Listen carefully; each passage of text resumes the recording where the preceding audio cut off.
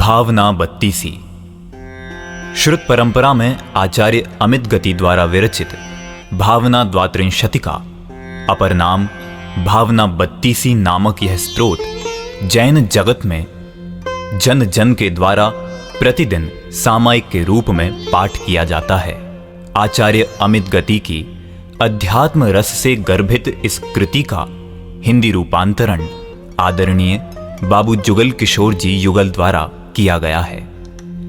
इस स्तोत्र में कुल 32 पद्यों के द्वारा इस संसार के समस्त हेय पदार्थों का त्याग व परम उपादेय तत्व ऐसी अपनी आत्मा का ध्यान करने की बात कही गई है। इस स्तोत्र में साम्य भाव की साधना का प्रयोगात्मक प्रयास मुखरित होता है। इसी प्रयास के साक्षी रूप में इन 32 श्लोकों के आधार से 32 चित्र तैयार किए गए हैं।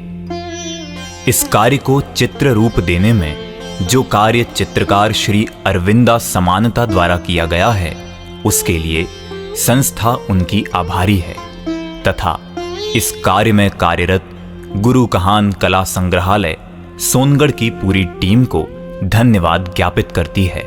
प्रस्तुत ऑडियो में मधुर स्वर व संगीत दे रहे हैं डॉक्टर गौरव जैन सोगानी व श्रीमती दीपशिखा जी सोगानी। श्लोकार्थ में पार्श्व स्वर दे रहे हैं पंडित अनुभव शास्त्री खनियाधाना एवं संयोजन कर रहे हैं पंडित राहुल शास्त्री मुंबई। स्वचिंतन के साथ सभी जीव भावना बत्तीसी के रहस्य को समझकर अपना मोक्ष मार्ग प्रशस्त करें। यही भावना सह प्रस्तुत है श्री कुंद कुंद कहान पारमार्थिक ट्रस्ट मुंबई द्वारा प्रायोजित भावना बत्तीसी सामायिक पाठ।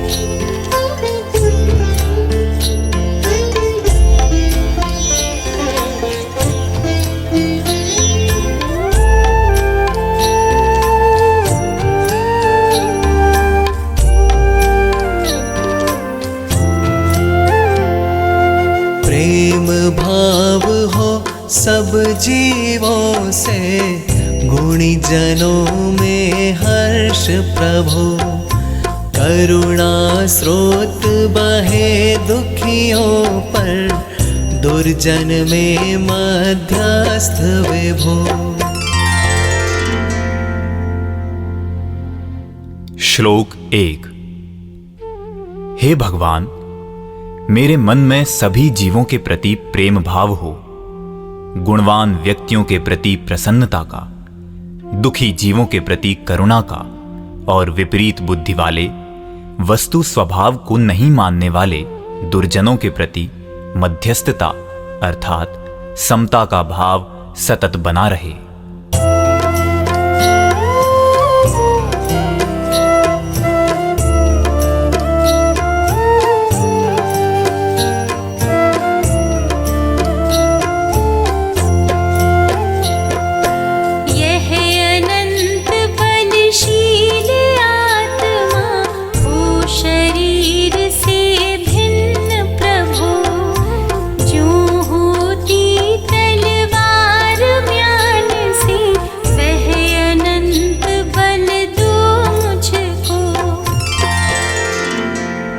श्लोक 2। जैसे तलवार म्यान से पूर्णतया पृथक है, वैसे ही हे भगवान मुझ में भी वह अनंत सामर्थ्य अर्थात भेद विज्ञान की दृष्टि प्राप्त हो, जिसके द्वारा मैं अपने अनंत वैभव संपन्न आत्मा को इस शरीर से श्रद्धा, ज्ञान, चारित्र रूप में पूर्णतया पृथक कर सकूं।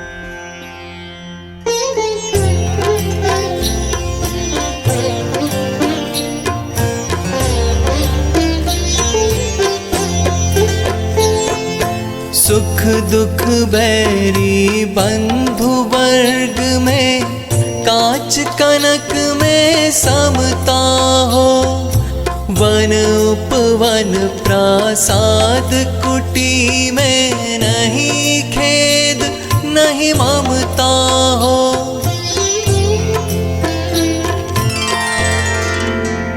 श्लोक 3। हे प्रभु, मुझ में ऐसा साम्य भाव प्रकट हो जिससे मुझे न सुख में न दुख में, न शत्रु में न मित्र में, न कांच में न सुवर्ण में, न वन में न बगीचे में, न महल में न कुटिया में इत्यादि समस्त अनुकूल प्रतिकूल परिस्थितियों में ना तो ममत्व हो और ना ही खेद खिन्नता हो।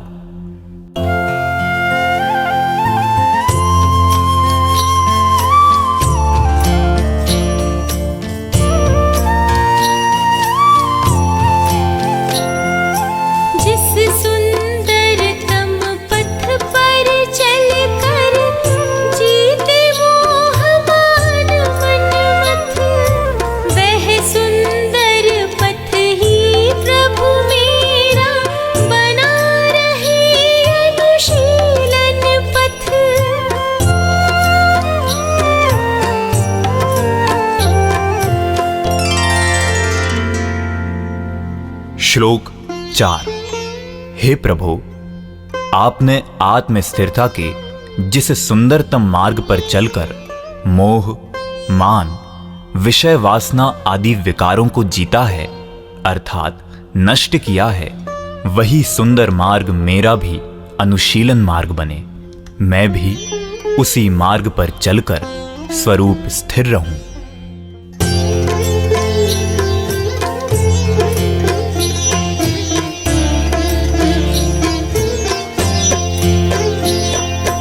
एकेंद्रिय आदिक प्राणी की यदि मैंने हिंसा की हो, शुद्ध हृदय से कहता हूँ वह निष्फल हो दुष्कृत्य प्रभो।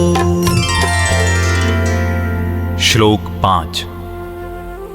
हे प्रभु, पूर्व में मैंने अज्ञान, कषाय, प्रमाद आदि के वशीभूत होकर एक इंद्रिय आदि प्राणियों की हिंसा की है, किंतु अब मैं विशुद्ध भाव से इसका प्रायश्चित करता हूं। पुनः मैं ऐसा दुष्कृत्य नहीं करूंगा।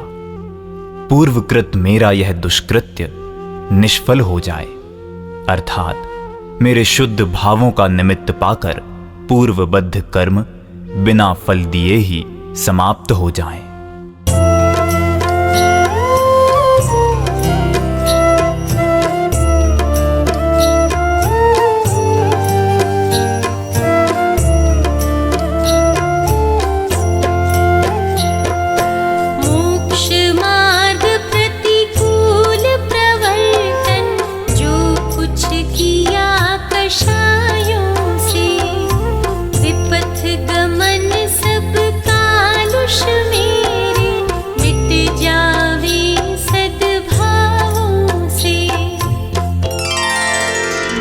श्लोक 6।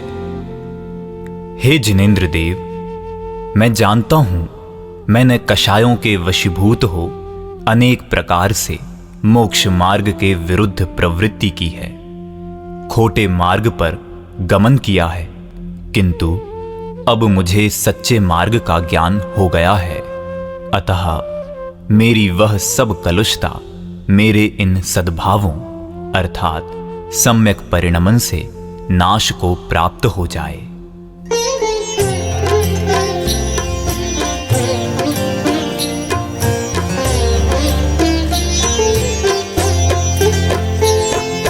चतुर्वैद्य विश्वेक्षत करता, त्यों प्रभु मैं भी आदि उपांत। अपनी निंदा आलोचन से करता हूँ पापों को शांत।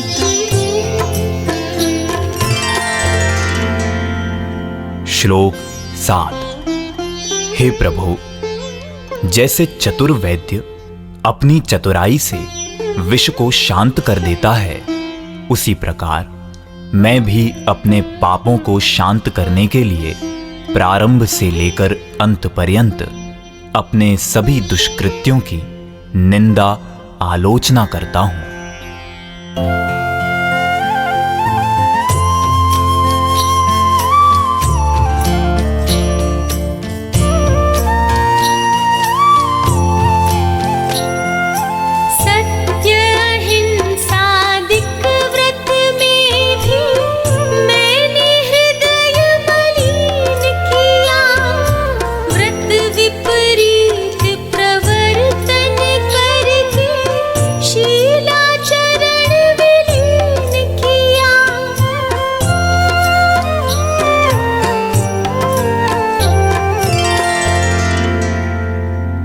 श्लोक 8। मैंने सत्य, अहिंसा आदि व्रतों का पालन करने में भी अपने मन को मलिन रखा तथा व्रतों से विपरीत प्रवृत्ति करके शीलमय आचरण अर्थात सदाचार का भी लोप कर डाला, अर्थात स्वच्छंद प्रवर्तन करने लगा।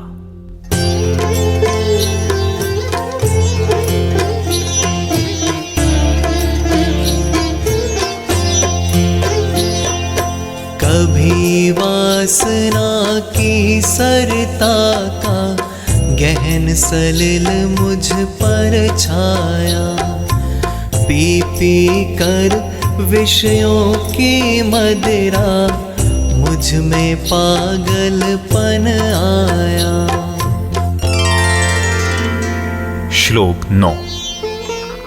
कभी वासना अर्थात इच्छा रूपी नदी का गहरा जल मुझ पर ऐसा चढ़ा कि मैं अपनी सुध बुध ही खो बैठा। पंचेंद्रिय विषय भोगों रूपी शराब को बारंबार पीने से मुझ में पागलपन आ गया।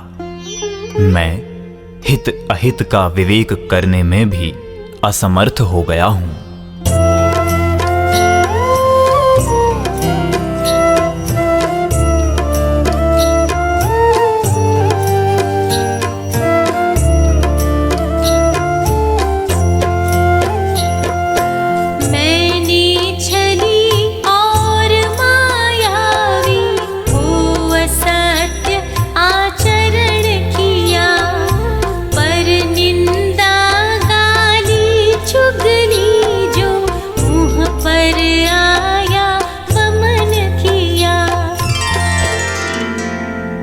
श्लोक 10।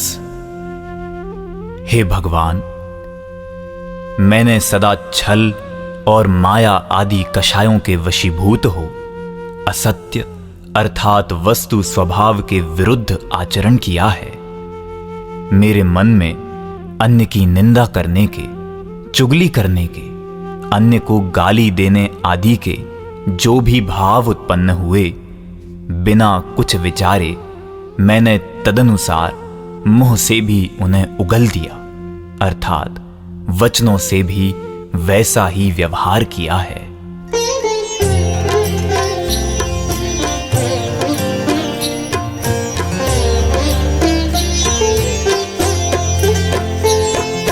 निर्भिमान उज्ज्वल मानस हो, सदा सत्य का ध्यान रहे। निर्मल जल की सरता सदृश ही में निर्मल ज्ञान बहे।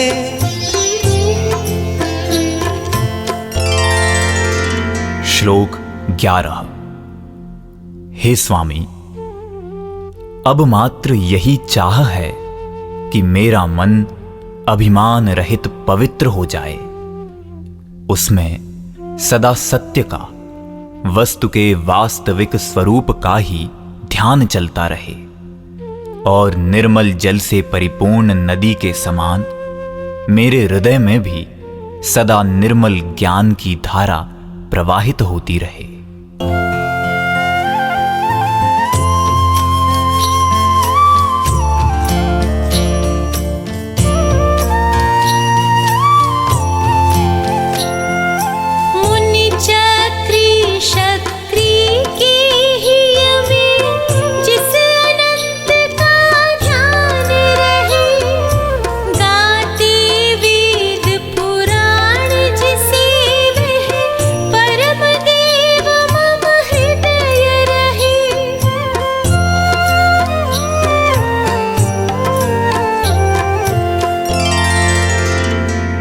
श्लोक 12। परम पूज्य मुनिराज, चक्रवर्ती इंद्र आदि के मन में भी जिस अनंत वैभव संपन्न परम देव अर्थात निज शुद्धात्मा का ध्यान रहता है, वेद पुराण आदि 4 अनियोगमयी समग्र जिनवाणी जिसका सदा यशोगान करती है, वह परम देव निज शुद्धात्मा मेरे हृदय में भी सदा विद्यमान रहे।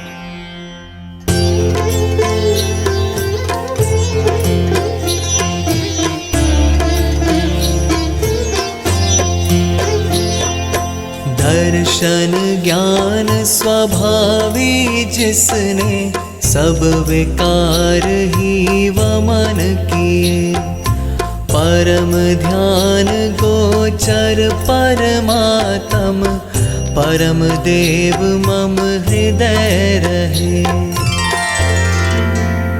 श्लोक 13। जो दर्शन ज्ञान स्वभावी है, जिसने सभी विषय विकारों अर्थात विकृतियों को नष्ट कर दिया है, जो उत्कृष्ट ध्यान में ही उपलब्ध होता है, वह परमात्मा परम देव मेरे मन में निवास करे।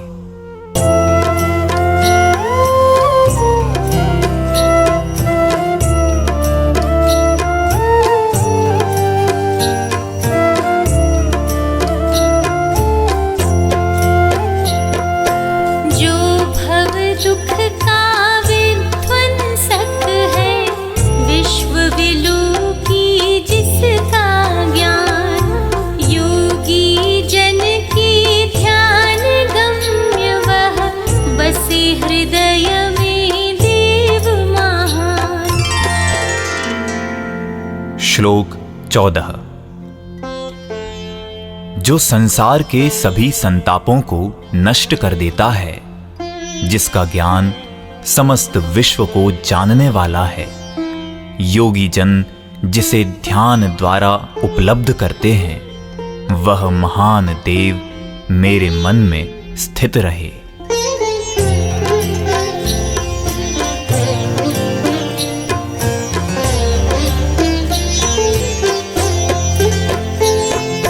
मुक्ति मार्ग का दिग्दर्शक है, जन्म मरण से परम अतीत, निष्कलंक त्रैलोक्य दर्शी वह देव रहे मम हृदय समीप।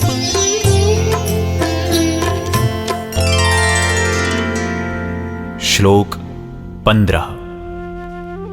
जो मुक्ति के मार्ग अर्थात परम सुखी होने के उपाय को बताता है, जन्म मरण से पूर्णतया रहित, समस्त कर्म कलंक से रहित और 3 काल 3 लोकवर्ती संपूर्ण पदार्थों को देखने वाला है, वह देव मेरे मन के निकट रहे अर्थात मेरा मन सदा उसमें ही स्थिर रहे।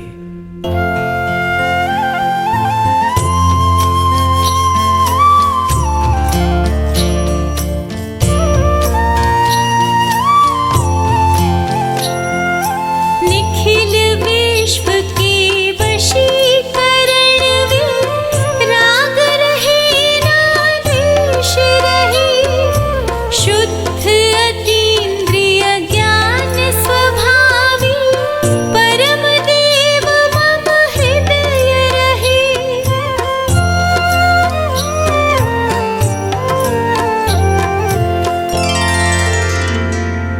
श्लोक 16।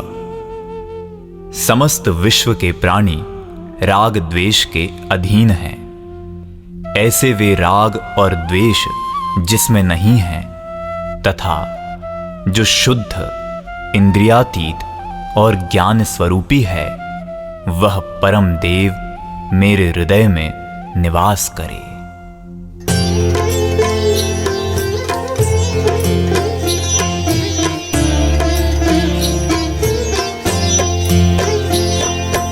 देख रहा जो निखिल विश्व को कर्म कलंक विहीन विचित्र स्वच्छ विनिर्मल निर्विकार वह देव करे मम हृदय पवित्र। श्लोक 17। जो संपूर्ण विश्व को देख रहा है, कर्म कलंक से पूर्णतया रहित है, विचित्र अर्थात आश्चर्यकारी अद्भुत स्वभाव वाला है, स्वच्छ है, विशिष्ट निर्मल है, समस्त विकारों से पूर्णतया रहित है, वह देव मेरे मन को भी पवित्र करे।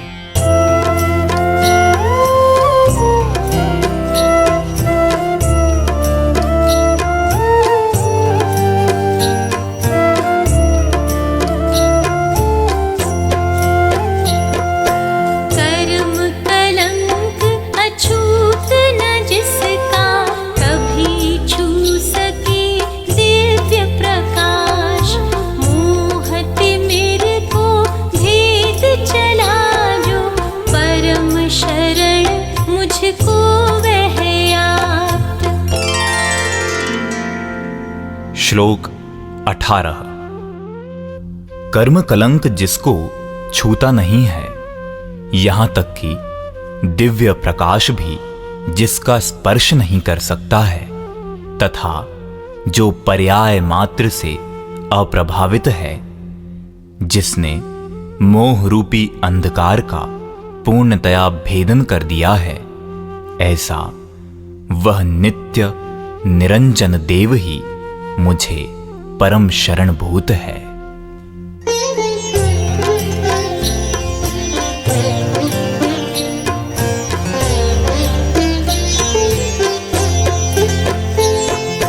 जिसकी दिव्य ज्योति के आगे फीका पड़ता सूर्य प्रकाश, स्वयं ज्ञानमय स्वपर प्रकाशी परम शरण मुझको वह आप। श्लोक 19। जिसकी केवल ज्ञानमयी दिव्य ज्योति के समक्ष सूर्य का प्रकाश भी तेजहीन दिखाई देता है, जो स्वयं ज्ञानमय है, स्वपर प्रकाशक है, वह देव ही मुझे परम शरणभूत है।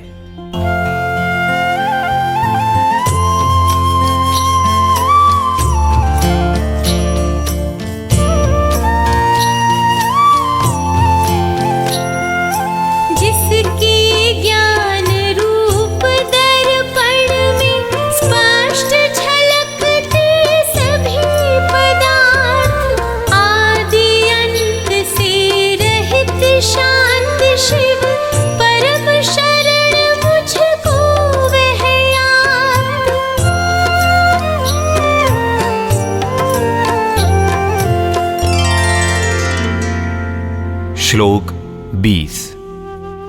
जिसके ज्ञान रूपी दर्पण में सभी पदार्थ अत्यंत स्पष्ट रूप से झलक रहे हैं, जो आदि अंत से रहित शाश्वत है, शांत है, शिव अर्थात कल्याण स्वरूप है, वह देव ही मुझे परम शरणभूत है।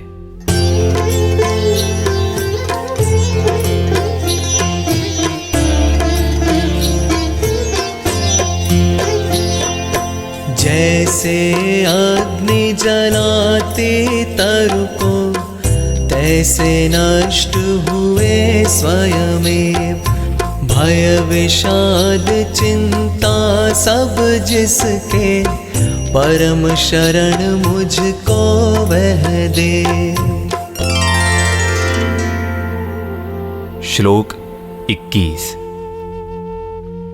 जैसे अग्नि सहज ही वृक्ष को जला देती है, उसी प्रकार जिसके भय, विषाद, चिंता आदि सभी विकार स्वयं ही नष्ट हो गए हैं, वह देव ही मुझे परम शरणभूत है।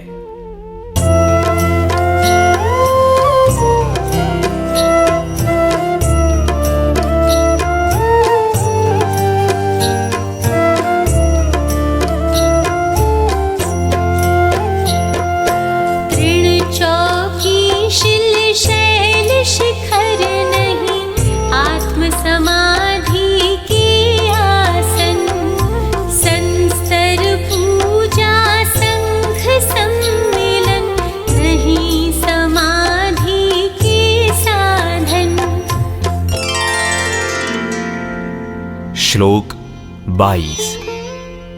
तृण अर्थात घास का आसन हो अथवा चौकी का, शिला का आसन हो अथवा पर्वत की चोटी का, ये सभी आसन आत्मा में समाधि अर्थात स्थिरता के आसन नहीं हैं। इसी प्रकार संस्तर अर्थात संतारा, पूजा प्रतिष्ठा, संघ का सम्मेलन अथवा योग्य संघ का समागम प्राप्त हो जाना आत्म स्थिरता के साधन नहीं है।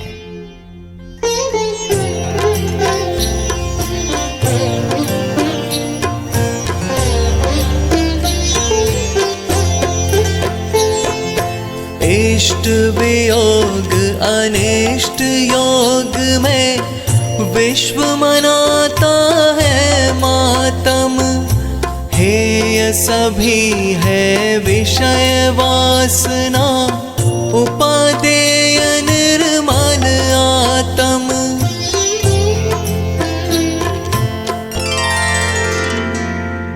श्लोक 23।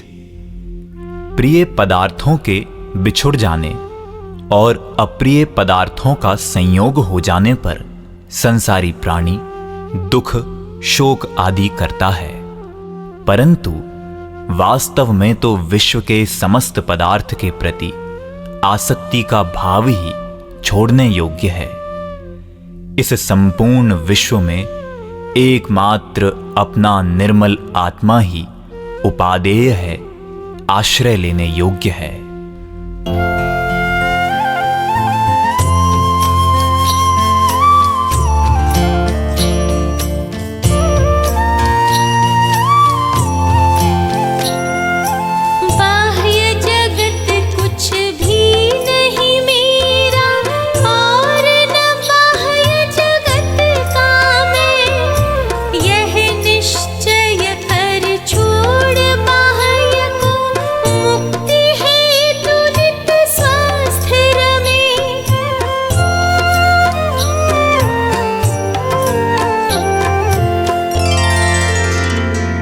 श्लोक 24।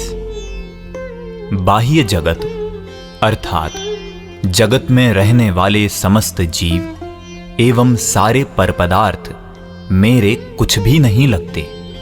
मैं भी इन जीवों और पर पदार्थों का कुछ भी नहीं लगता। इनका मुझसे और मेरा इनसे कुछ भी संबंध नहीं है। इस सत्य तथ्य को दृढ़ता पूर्वक स्वीकार करके मैं संपूर्ण पर पदार्थों का लक्ष्य छोड़कर मुक्ति के लिए सदा अपने में ही स्थिर होता हूं।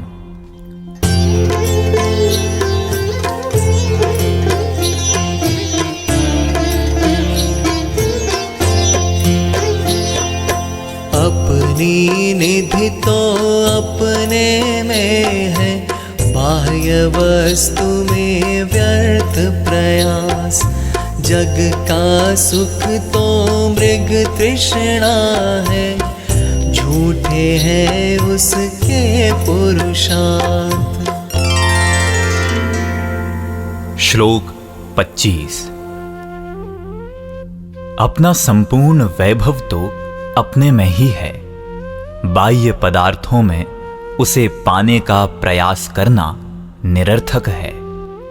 जग के इन पर पदार्थों को सुखमय तथा सुख के कारण मानना तो मृग मरीचिका के समान भ्रम है, अतः इनके लिए किया गया पुरुषार्थ भी मिथ्या है।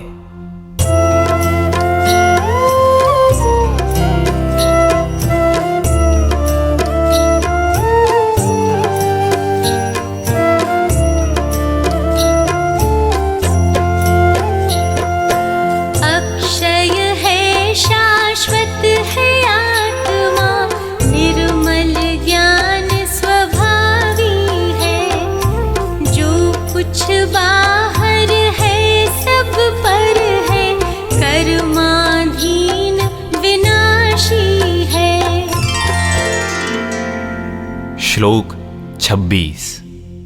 आत्मा अक्षय अर्थात अविनाशी, शाश्वत अर्थात अनादि अनंत स्थायी, निर्मल और ज्ञान स्वभावी है। इसके अतिरिक्त जो भी है वह सभी इससे भिन्न है, पर है, कर्माधीन है और नाशवान है।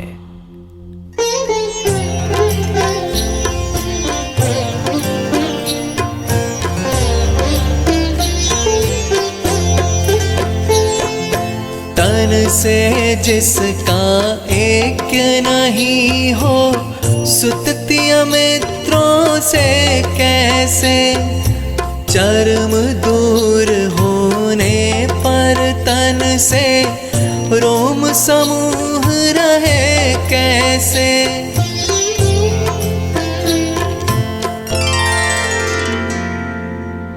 श्लोक 27। जिसका शरीर के साथ भी एकत्व नहीं है, उस आत्मा का एकत्व पुत्र, पत्नी, मित्र आदि के साथ कैसे हो सकता है। जैसे शरीर से चमड़ी पृथक हो जाने पर शरीर में रोम समूह कैसे रह सकता है, अर्थात नहीं रह सकता।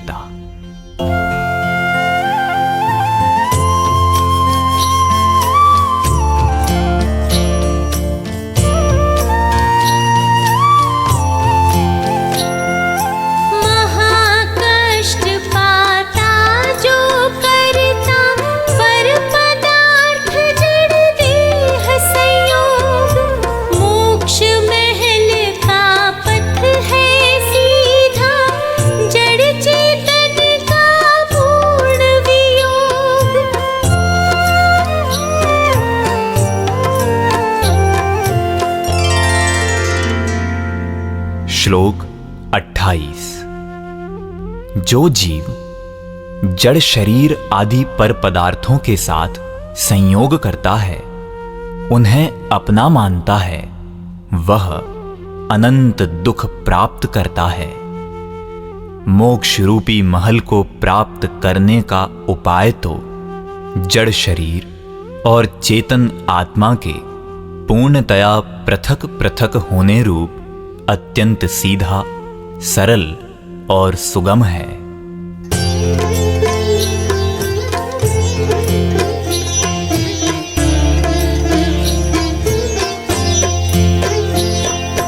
जो संसार पतन के कारण उन विकल्प जालों को छोड़, निर्विकल्प निर्द्वंद्व आत्मा फिर लीन उसी में हो। श्लोक 29। हे आत्मन, यदि सुखी होना चाहते हो तो संसार सागर में गिराने वाले संपूर्ण विकल्प समूहों को छोड़कर समस्त संकल्प विकल्पों से रहित निर्विकल्प, संसार के जंजाल से रहित निर्द्वंद आत्मा में पुनः पुनः स्थिर हो जाओ।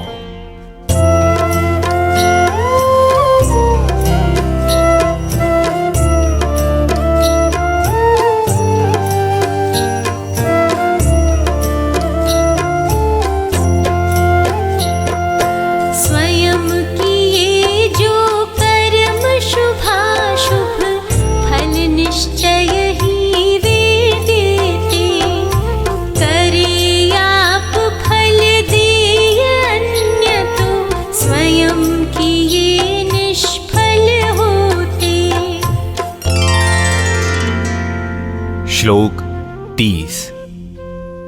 जीव ने जो भी शुभ या अशुभ कर्म स्वयं किए हैं, वे नियम से अपना फल देते हैं।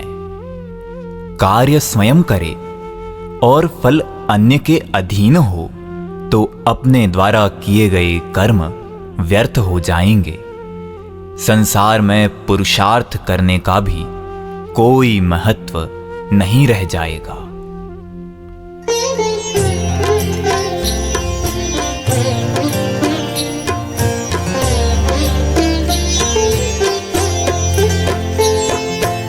अपने कर्म सिवाय जीव को कोई न फल देता कुछ भी, पर देता है यह विचार तज स्थिर हो छोड़ प्रमादी बुद्धि।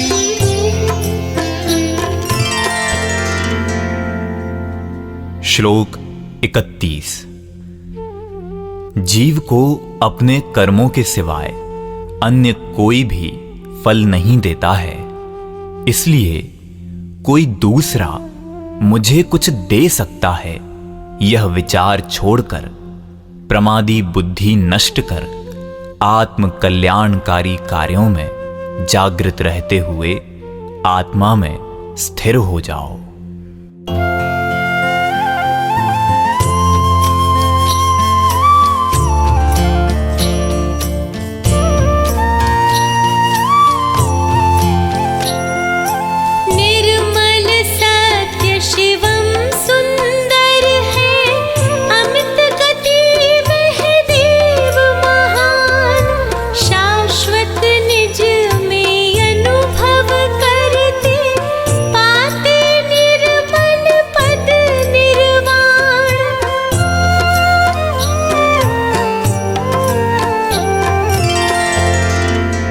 श्लोक 32।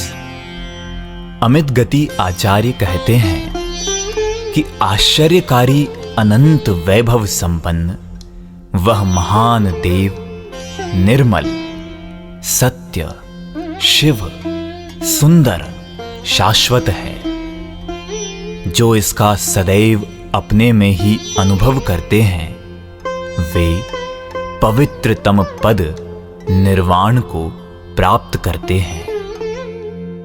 जो इन 32 श्लोकों में वर्णित स्वरूप का अनुभव करते हैं, वे पवित्रतम पद निर्वाण को प्राप्त करते हैं।